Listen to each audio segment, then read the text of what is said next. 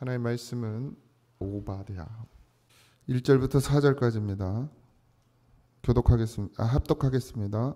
주 여호와께서 에돔에 대하여 이와 같이 말씀하시니라. 우리가 여호와께로 말미암아 소식을 들었나니 곧 사자가 나라를 가운데에 보내심을 받고 이르기를 너희는 일어날지어다. 우리가 일어나서 그와 싸우자 하는 것이니라. 보라, 내가 너를 나라들 가운데에 매우 작게 하였으므로 내가 크게 멸시를 받으니라. 너의 마음의 교만이 너를 속였도다. 바위 틈에 거주하며 높은 곳에 사는 자여, 내가 마음에 이르기를 누가 능히 나를 땅에 끌어내리겠느냐 하니 내가 독수리처럼 높이 오르며 별 사이에 깃들지라도 내가 거기에서 너를 끌어내리리라. 여호와의 말씀이니라. 아멘. 어제로 베드로 전후서 다 끝났고요. 오바댜는 저도 처음 설교 말씀으로 선택을 했고 저도 뭐 읽어는 봤지만 설교로 준비해 본 적은 한 번도 없었습니다. 그래서 아주 짧은 성경에서 제일 짧은, 구약에서 가장 짧은 책인데, 오바댜는 에돔을 심판하시는 하나님의 말씀이 적혀져 있고요. 오바댜는 선지자죠. 오바디아라고 하는데 여호와의 종, 여호와를 경배하는 자라는 뜻을 가진 구약의 인물입니다. 구약에서 뭐 이렇게 크게 비중을 하지 않지만 하나님께서 그렇게 기록하게 하신 뜻이 있는 줄 믿고, 이 글이 적혀진 시기는 아무래도 바벨론과 이스라엘의 그런 관계, 포로 그 전후로, 그래서 한 1850년 BC 그 정도 그때쯤일 거라고 뭐 보통 이야기합니다. 그러나 뭐 정확한 연도는 알 수는 없습니다. 오바댜에 등장하는 에돔은 이삭의 장남, 그러니까 에서가 조상이에요. 에서로부터 시작돼서 에돔이라는 나라가 세워졌는데, 뭐 여러분들이 에서는 다 아시잖아요.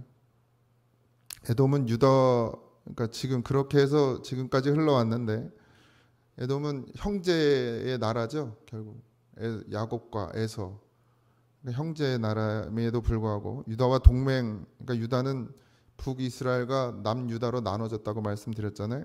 그 남유다와 동맹해서 바벨론에게 대항하려던 나라였어요.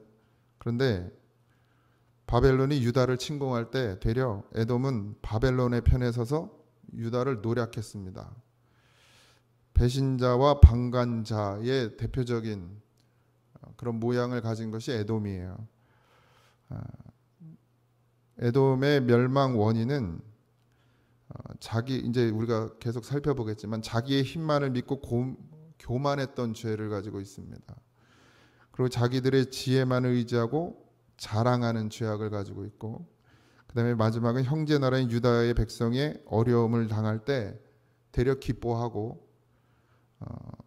약탈하고 그런 것에 앞장섰던 나라였습니다. 그래서 하나님이 그들을 심판하겠다, 그렇게 이야기한 것이죠.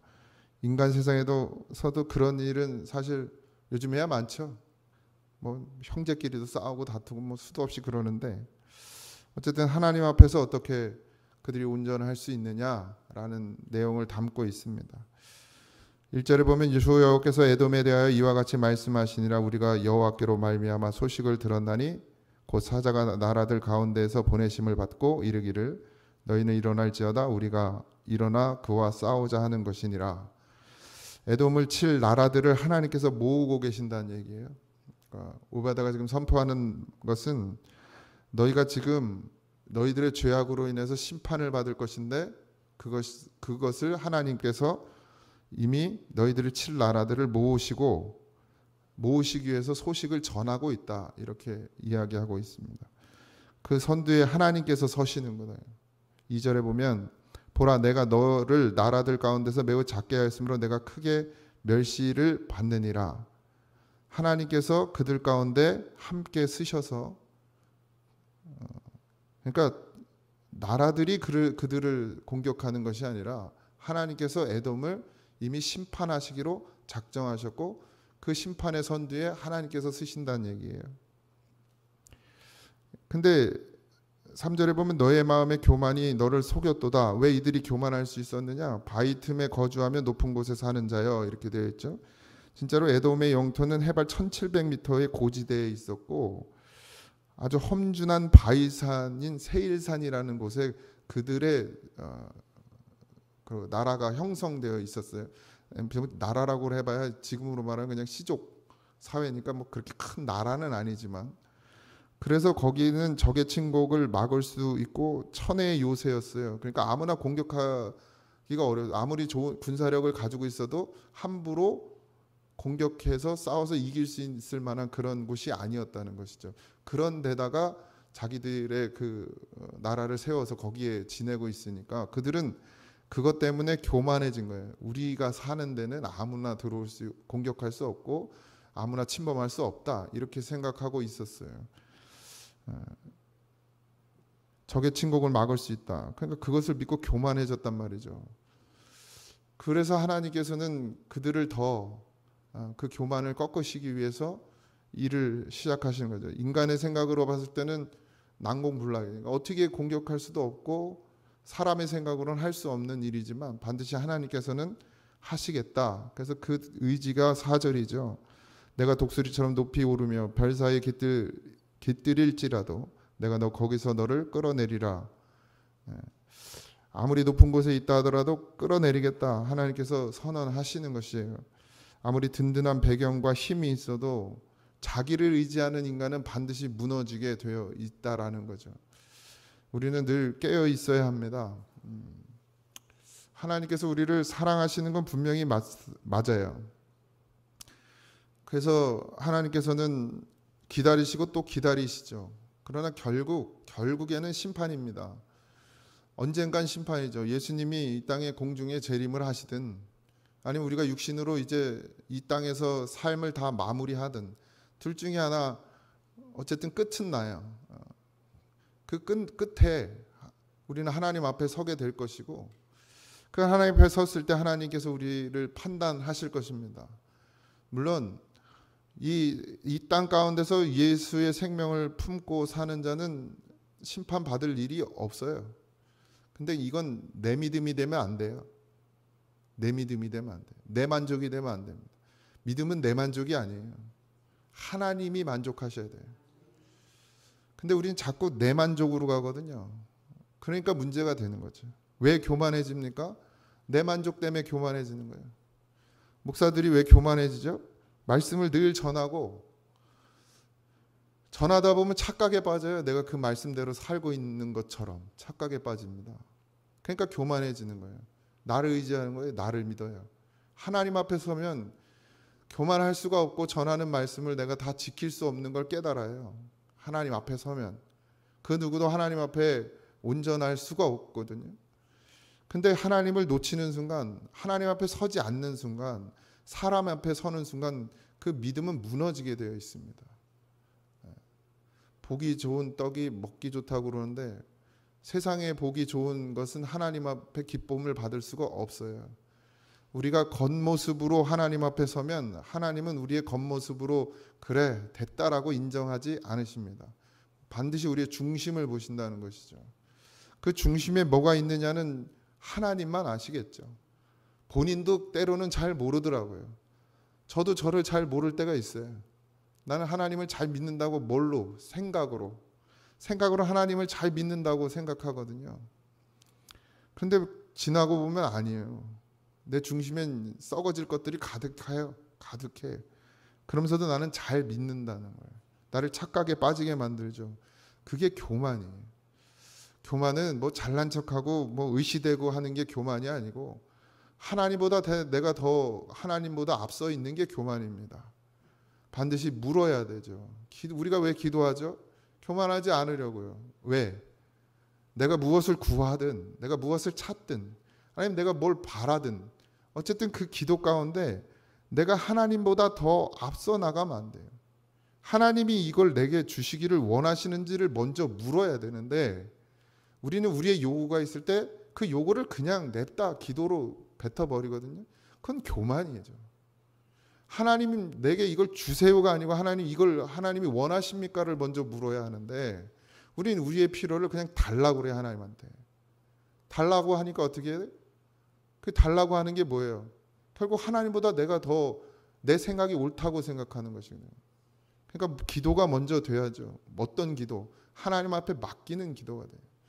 나는 옳은 판단을 할 수도 없고 나는 옳은 길을 갈 수도 없는 자고 나는 하나님의 뜻을 분별할 수 없는 자임을 시인하고 하나님 앞에 엎드려질 때 그리고 하나님 내 길을 인도해 달라고 하나님 나를 도와달라고 하나님 내 이런 문제가 있는데 이것들을 해결해 달라고 어떤 뜻이 하나님 뜻인지 모르니 하나님한테 지금 아뢰니 하나님께서 내 길을 내 삶을 인도해 달라고 그렇게 기도할 수 있는 것 그게 우리의 기도입니다. 아무리 능력을 많이 받은 목사라 할지라도 하나님보다 더 높을 수는 없어요. 하나님의 자리에 설 수 없습니다. 그런 권한을 하나님이 주시지 않았어요. 뭐 축복도 할 수 있고 기도도 할 수 있고 은사를 위해서 병을 고치기 위해서 기도할 수 있고 다 할 수 있지만 고치시고 응답하시는 건 하나님이시지 내가 1000번 10,000번 아무리 축복을 해도 하나님께서 그 뜻이 아니면 걷어 가시는 게 정답이에요. 근데 우리는 우리의 뜻이 이루어지길 원하거든요. 아버지의 뜻이 이루어져야 되죠. 그게 주기도문입니다. 내 뜻이 아니라 아버지의 뜻이 이루어지는 것. 그것이 하나님의 뜻이에요. 뭐든지 마찬가지입니다. 엎드려지는 것이 가장 정답이죠. 에돔의 멸망의 첫 번째 이유가 교만이라고 그랬습니다. 교만. 나는 여러분들 스스로들은 교만, 이 나이에 무슨 교만입니까? 라고 생각하시겠지만 하나님을 안 믿는 것도 교만이고 하나님 의지 안 하는 것도 교만이고 하나님을 찾지 않는 것도 교만이고 하나님 없이 살려고 하는 것도 교만이고 다 교만이죠. 늘 엎드리셨으면 좋겠습니다. 하나님 앞에 다른 것 없잖아요. 방법이 없어요. 다른 방법이 있으면 저도 좋겠습니다. 그런데 우리가 할 수 있는 것은 그저 하나님 앞에 엎드리는 것뿐입니다. 제가 늘 말씀드리지만 목사도 의지하지 마십시오. 하나님 의지하셔야 됩니다.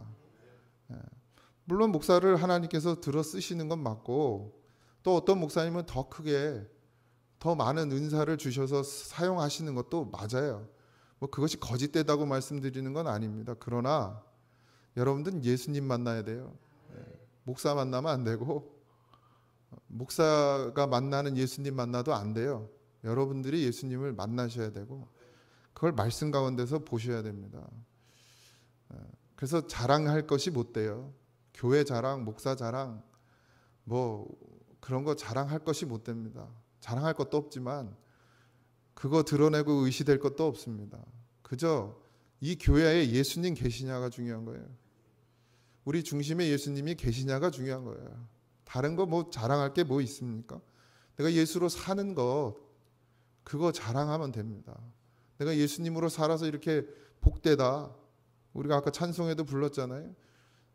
기도로, 찬양으로. 기쁠 때 찬송하고 슬플 때 기도하고 그러면서 모든 걸 겪고 이겨나가는 것 이게 예수님 때문이다 라고 고백할 수 있는 것 그거 말고 우리에게 자랑은 없어요. 정말 성도로 사셨으면 좋겠습니다. 성도로. 진짜 믿음으로 사셔서 하나님이 기뻐하시는 자가 되시길 소망합니다. 성경이 아주 부정적인 얘기들을 많이 하잖아요. 이스라엘의 멸망. 계속해서 선지서들은 다 그래요. 계속해서 하나님의 말씀을 안 듣는 이스라엘. 그리고 심판, 멸망 그런 얘기들만 계속 나와요. 근데 하나님이 그럼 우리를 불행하게 하시는 하나님이냐? 아니에요. 거기서 어떻게 하라는 거예요? 일어서라는 거죠. 벗어나라는 거죠. 너넨 그러니까 너넨 심판받아야 돼. 너넨 죽어야 돼가 아니라 그러니 깨어서 기도해라. 정신을 차리고 일어나라. 그런 하나님이시죠.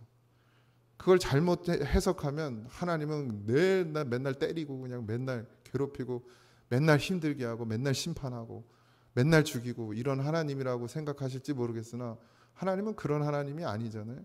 우리가 만난 하나님은 그런 하나님이 아니시죠.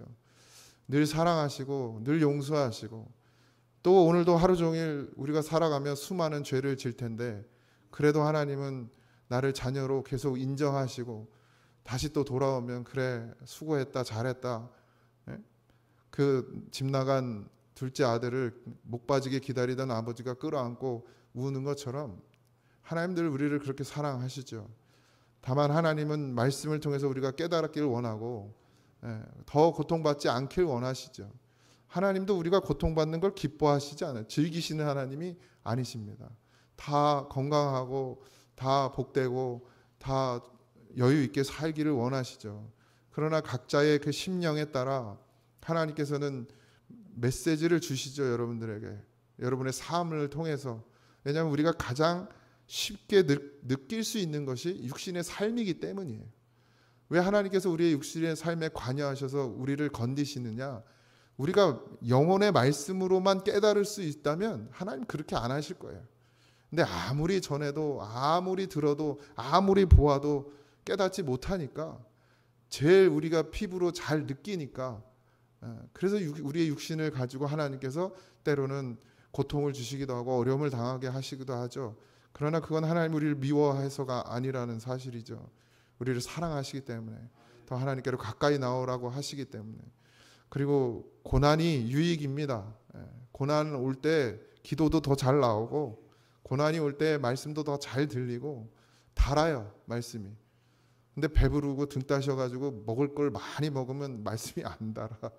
단 걸 하도 많이 먹어가지고 말씀이 안 달아요. 인생이 써야. 어떤 영화를 봤는데 아들한테 소주를 주더래요. 소주를 따라주면서 한 잔 먹어보라고. 죄송합니다. 새벽부터 술 얘기해서. 그래서 아들이 이제 술을 마신 거예요. 이제 학교에서 잘렸어. 의로운 일을 하다 잘렸어. 그러니까 술이 어떠냐? 그러니까 달다고 그랬더니 뭐랬는지 알아요? 아버지가. 인생의 쓴맛을 봐서 그런 거야. 이랬거든요. 하나님의 말씀이 달려면 인생이 좀 써야 돼. 그래야 말씀이 달아. 그리고 기도가 되고. 배부르고 등 따시면 기도가 안 됩니다. 여러분들 그렇다고 뭐 고난을 달라고까지 기도할 필요는 없지만 지금 내가 겪고 있는 고난 가운데 기도하고 하나님을 만나고 그리고 말씀이 달아지고 그래서 정말 늘 가까이 하고 싶고 아버지의 품 같고 어머니의 품 같은 그런 예배가 되어지기를 주님의 이름으로 축원드립니다. 기도하겠습니다. 하나님, 에돔의 모습이 우리의 모습이 되지 아니하도록 교만한 자는 하나님께서 심판하신다 말씀하셨습니다. 아니 하나님이 심판하지 않으셔도 교만한 자는 스스로 무너지게 되어 있습니다.